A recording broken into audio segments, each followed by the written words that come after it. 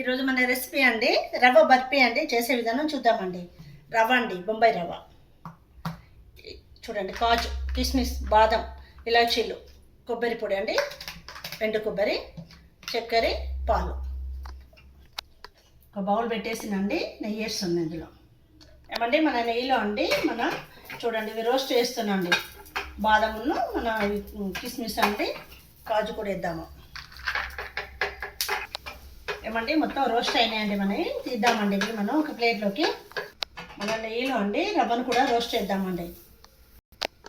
ఎండు కొబ్బరి అండి తురిమేద్దామండి. సన్నం తురిమి పెట్టిన మిక్సీ కూడా పట్టుకోవచ్చు. ఏమండి మనది పెద్ద కప్ అండి రవ్వ, చిన్న కప్ అండి షుగర్ వేస్తుందండి. ఇలా 2 నిమిషాలు కలుపుతూ ఉందాము, మంచిగా ఫ్రై అవుతుంటుంది. ఏమండి మనం ఇప్పుడు మిల్క్ పోద్దాము, కొంచెం కొంచెం పోద్దామండి. ఏమండి మన రవ్వ బర్ఫీ చూడండి, మొత్తం ఇలా కలుపుతూ ఉండాలండి. పాలను మొత్తం ఇలా కలుపుతూ ఉంటే మొత్తం మంచిగా అవుతుందండి. ఏమండి ఇప్పుడు మనము కొంచెం నెయ్యి వేద్దామండి. ఒక స్పూను, పెద్ద స్పూన్ అండి ఇది. ఇలా అండి మొత్తం మన నెయ్యిని స్ప్రెడ్ చేయాలండి. మనకి మొత్తం ఇట్లా స్ప్రెడ్ చేస్తండి, మంచిగా మొత్తం రవ్వకు పడుతుందండి. ఏమండి ఇలాచీ పౌడర్ వేద్దామండి.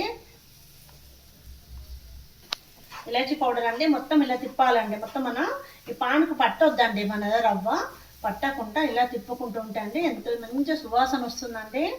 చాలా మంచి స్మెల్ అండి, గుమ్మగుమ్మలాడుతుందండి. నెయ్యి కదా. ఏమండి రవ్వ బర్ఫీ రెడీ అయిందండి. మనం ఒక ప్లేట్లోకి తీసుకొని తయారు చేసుకుందామండి. ఇలా తీసుకొని బర్ఫీలు అండి తయారు చేద్దామండి. ఇలా వేస్తుండండి, ఒక కవర్ వేసండి, ఇందులో నెయ్యి పూసినండి. ఏమంటే మొత్తం ఇట్లా దీన్ని స్ప్రెడ్ చేసినండి. రవ్వ బర్ఫీని ఒక ప్లేట్లోకి నెయ్యి పోసినండి. ఇది ఇలా అండి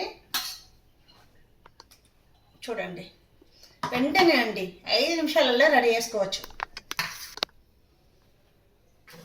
రెడీ చేసుకుందామండి. ఏమండి కడిగేద్దామండి.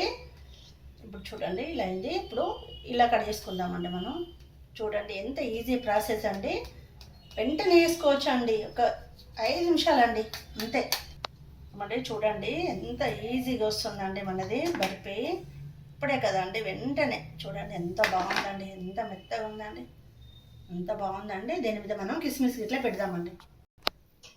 ఏమండి మన రవ్వ బర్ఫీ రెడీ అయిందండి. చూడండి ఎంత బాగుందండి, కాలుతుందండి చెయ్యి, బాగుందండి, సూపర్ ఉందండి. తప్పకుండా రెడీ అయ్యండి. థ్యాంక్ యూ అండి.